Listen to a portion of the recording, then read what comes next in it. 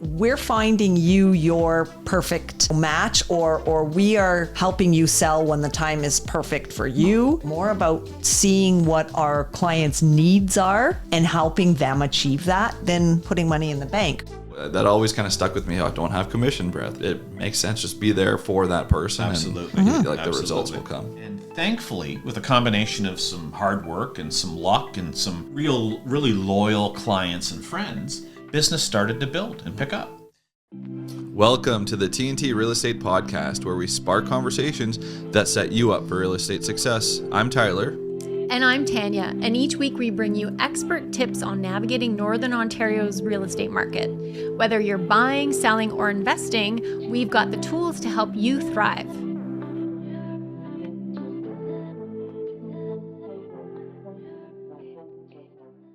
Welcome back to the TNT Real Estate Podcast, where we spark conversations that set you up for real estate success. Today, when you pan over with the camera, you're going to realize that Tanya is not here with us today. She's on a little vacation.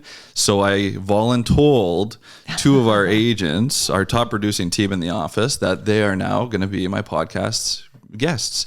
So welcome to Todd and Andrea Hilton of the Hilton Home Team. Hey, thanks for the invite. Thank you. Thanks for the invite. So thanks for being here. Thanks for having a smile on your face too, because, being voluntold to be on my podcast gets mixed emotions. But so obviously you guys have been in business, Andrea for 5 years, Todd for a little bit longer, 6. 8 years. 6 years. Yes, that's 6. right. Yes, because I gave you your award last year. That's right.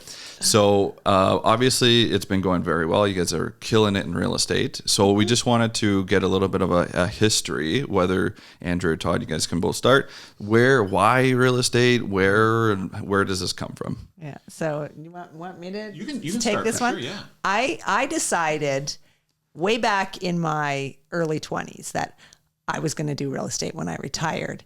My sister was coming back from out of town, and she was looking for a house in Coppercliff.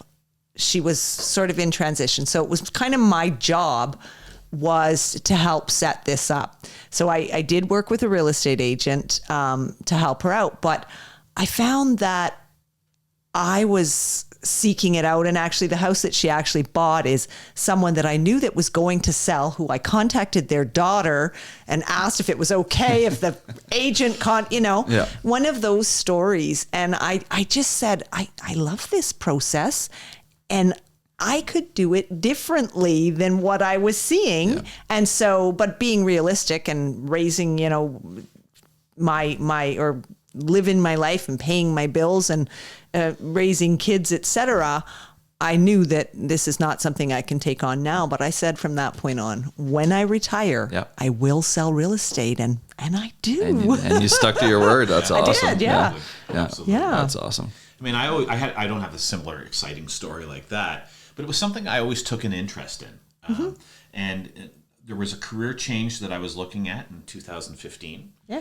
And I thought to myself, this is the opportunity. I don't want to regret not doing something that I always wanted to try out. Yep. So luckily at the time I had a great partner that understood. I started off alone as a single. You can name drop her. Yeah. Not to be mentioned. Yeah. And I started off as a single agent. And thankfully, with a combination of some hard work and some luck and some really loyal clients and friends, business started to build and pick up. So I had a very talented potential business partner that I approached and said, I need some help with the business. So that's me too. While holding down her full-time job or career, she was assisting with administrative support, and she got her home staging certification to help with the listings. And then it continued to grow, and we just thought it was a logical transition to make it permanent. So she got her license. I started 2 years before I thought I was going to start, because I was going to be retiring in 2 years, and I said, I started a little sooner, and I'm delighted that I did. Yeah, absolutely. Best decision career-wise we've ever made. It was a great decision, yeah. So was there ever a thought... Well, okay. So you guys kind of gave me the history, but was there ever a thought of you guys being singular agents and kind of, or was it always like, okay, we're going to join, we're going to make the... We actually did talk about it a little bit, and I don't know how serious we were, but we were sort of toying with, well, are we even going to be in the same brokerage? And how would that work if we weren't? But we already were working together. Right. I was doing a lot of the administrative stuff. So for me, getting licensed the process was probably easier than it was for you because I had some background. So just transitioning to working together was a lot more seamless for us. And I mean, it also makes sense from a personal perspective. Obviously, we're talking the real estate business, but there's the life behind the scenes. So realtors work long hours. I mean, there's a lot that's required. So to have someone that also understands, that can be there to support and to lift you up is very helpful. But it also allows us to schedule our personal time. We haven't had some time together in a while, and it's important to do that and keep that as part of the balance. Yeah. So let's block this and shape our schedules around that so that we can make sure that that's a priority. Because if we weren't both doing it, and we're trying to compare two schedules. Yeah. And we can also, he can, for lack of a better term, pick up the slack if I have something going on with, family, or I have something going on with grandkids. I can say, hey, listen, can you take this for me? And the same thing, if you want to go down south and visit family, or you've got something going on or a project, can you fill in for me? It's just worked really well for us. And who better are you going to trust than, your life partner as well? So. So it's kind of funny. So back when I was first getting licensed, and I went to Toronto to actually sit in the classroom and do the school, the gentleman that was teaching, I can't remember his name right now, but he came up to me and goes, so you want to get into real estate? And he goes, how old are you? And at the time I was 22. And he goes, you should go work another job and then get into real estate. He goes, the best realtors are second career realtors, because you already have your base of clients and friends, et cetera, and you're 22 years old. What do you even know about owning a house or buying a house or any of that stuff? And I kind of thought about that, and I was like, at the time I was like, what an a-hole. But now I'm like, looking back, I'm like, some of the best realtors are the second career realtors that have the base, they have the skill set from another career. Did you guys feel that your careers that you worked kind of set you up in real estate, or did you kind of hit the ground running in real estate and be like, oh my God, this is totally different than what I thought it would be? For me, in any career, I worked in sales, predominantly marketing and sales. So for me, having that sort of professional background and that emphasis on customer service and that emphasis on marketing, that was crucial for me. Knowing how to communicate with people, knowing how to approach people, knowing how to listen to people was a really big thing. And I do get it that somebody who's never done anything else maybe would have a harder time learning that skill set. I mean, I think I agree. I think it's definitely beneficial, but I had a different bit of an obstacle in that I came from a highly structured corporate environment. And here when I started, for example, before you came on board, I was an independent contractor that now is doing it. And although I loved the entrepreneurial end of it, and that was probably what really drew me to the business, not having shared services and resources to say, well, who's going to help me with that? Who's going to do this? Yeah. Well, it's me. I'm pointing right back at myself. So that was a bit of a culture shock. But definitely I had the business acumen that really helped. Yeah. But you need to be all hands on deck for yourself. Yeah, he had a hard time, and I recall he had a hard time I'm like, well, what did you do before? And he'd say, I gave it to my assistant. and I'd say, well, what did you do? And he's like, I called the marketing department. Yeah. And so those things were a little bit of a difficult transition. Yeah, absolutely. For you more so than me. I think. Yeah, that's fair enough. So you started, obviously you were in the business for 3-ish years before you hopped on board. You were having as an agent, before I came on as an agent, and then obviously you're having some success by yourself. You came on board, and then I feel like it just exponentially grew. So what was the background or the launch pad to that part of the business? Like, where did the growth come from? I mean, I think for me, it felt like it was more gradual. We really talked, and it probably does come from us having a background in other fields. We really, let's lay out a plan. Yeah. Let's get serious about this. Let's learn as much as we possibly can. We got some coaching, which it sort of reinforced what we already knew, but it also energized us and invigorated us and gave us that excitement about what we are doing. And we put some ideas down. We put a plan down as to what we wanted to do. And I think we just really worked at sticking to that plan, expanding it and executing, I guess. And I don't want this to sound cliche, because that's really what should happen. But we were in a position in our lives where we really could put the people first. Yeah. Meaning that we're not trying. At that point, we weren't trying to grind so hard to figure out how we were going to get our first home and start a family and save for school and all those things that someone at the earlier part of a career stage is thinking about. It allowed us to say, we had already established a comfort level in our life, and we already had a mortgage that was paid off, and all those things that made it a little easier to really focus on the human part of it. And that's sort of what my goal was in my mind way back when I was in my 20s. Like, I want to help people first, like, it sounds cliche, sounds corny, whatever, but my impression was that sometimes people are out there looking for a transaction, and I'm never out there looking for a transaction. I really am not. And I get that feedback from clients. Like, you feel like, you're my friend. We say, I don't know how many times, and it's not a line. We're like, we don't really sell real estate. We build relationships. And it's really important, the relationship building for us, and I've got so many different people who, they're almost apologizing for the process taking so long, and I'm like, no, we're finding you your perfect, match, or we are helping you sell when the time is perfect for you. It's more about that relationship, more about seeing what our clients' needs are and helping them achieve that than putting money in the bank, because we're blessed in the fact that we're retired. We've had our careers. We've paid for our things. And, we can now do this the right way without the pressure of, Absolutely.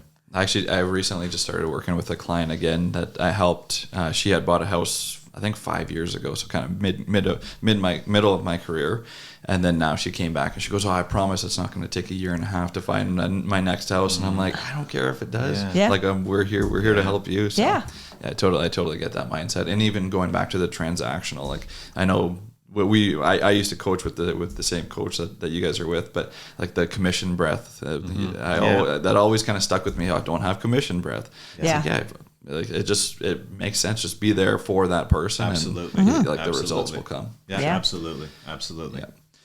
Okay, so this is kind of off topic, but I want to hear about your career. Do you guys have a favorite sale or a favorite house that you've sold in your career? A favorite house? I usually went for the Copper Cuff, I think.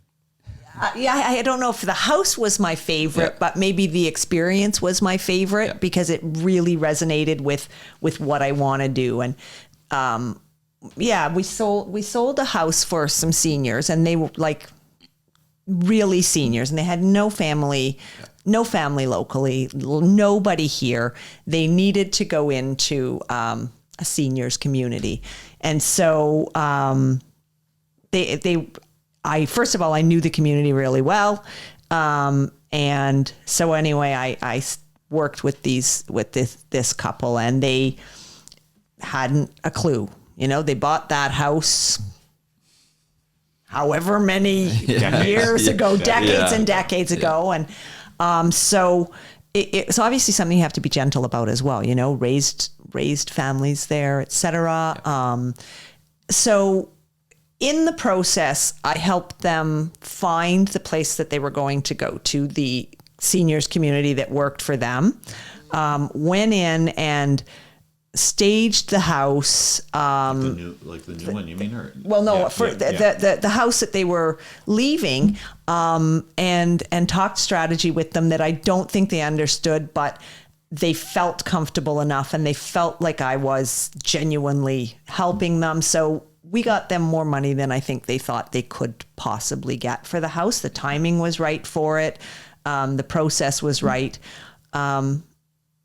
They were thrilled with that. But the great part of it was I then went into their new little tiny apartment from their 4-bedroom big house, and I picked and chose what furniture from their house was going with them, and I staged it for them. And it was just a little thing. It took me, when the movers were there, and when I'm working with seniors, or even sometimes people that I just feel need a little bit more support, when their movers are there, I make a point of being there for the movers to load, and if they want me to be there for the movers to unload, I'm there. So it wasn't a big step, but just going in and placing that furniture was huge. And I this is several years ago now. Their family members from Southern Ontario were so appreciative, and the phone calls that I got, and tears in the phone, like it makes me. And they were yours. Well, it makes me like they were so appreciative. All these, I don't know, 4, 5, maybe 6, 5 years later, like it was early. I'm still getting Christmas gifts and cards from their family. So not my favorite house that I've sold, but favorite sort of experience that really exemplified this is why I do real estate, and the time investment was slightly more, but way more rewarding. Yeah. I remember when I first got my gift from a client, and I think it was my first or second year in the business, and they're just, we appreciate the work that you put into this. And I'm like, God, I'm like trying to think of like a closing gift for them. And then they come and give me it was a nice present. I'm like, God, like it just makes all the challenges that we go through in this business like that much more, you got to get through the challenges to understand the peaks. It's a little bit of a lens too of the important role that we play for people at that moment in time, where they're thinking that even though we're doing this, there's got to be some way I can express my gratitude to Tyler or whatever, which is not required, not necessary, but it just shows that what a pivotal role we are at that stage in their life, where they're hypersensitive to making sure that they appreciate what you're doing for them along that journey, right? Yeah, and you know what though, it is like essentially we're getting paid for what we do, but sometimes we are helping the people more than we really recognize. We don't know what's going on, and through the process a lot of times they share, and they probably share things with us that they haven't shared with anybody else. There's certain elements of fear or elements of shame in them if they're making moves because they're forced to, and there's certain family situations that make it necessary for people to sell a house or buy a house, and so you're really in a very personal space with these clients. We've had situations where people have just gotten themselves into difficult times, and that happens in life. Yeah. And they've called on us, and they're worried about being able to make their next payments, and they're like, I need to be able to move forward, and I need to be able to move forward as unscathed as possible so that I can start my next chapter. So it's that supportive relationship. So we've had instances where we've sat down with them and sort of talk about, okay, what is the debt load? Where do we need to be? What are the timelines? And that, in some cases, helps determine the strategy that's right for them, because it's ultimately about protecting them and about allowing them to start whatever their next chapter is on level ground. Yeah. And I mean, that's one of the things that we often talk about, well, escalating prices and people making X dollars on their sale and all that. There's also instances where we are trying to preserve someone's ability to stay at a flat line, to at least not be carrying that many years in the future, and to start their next chapter successfully. And those are just as rewarding as certain dollars over asking or whatever, because you're doing just as an important, or in some cases even more important job. Sometimes it feels more important, and I think I kind of know who you're referencing in that case. But there are people that have to sell their house, and there are people that are trying to sell their house before the bank comes and takes their house away. I mean, life happens to people, jobs change, family situations change, and sometimes people are coming to you with their most intimate fears and thoughts, and that's an important job. Like, it's an important job for the family who wants to sell their house because they want to buy a bigger house,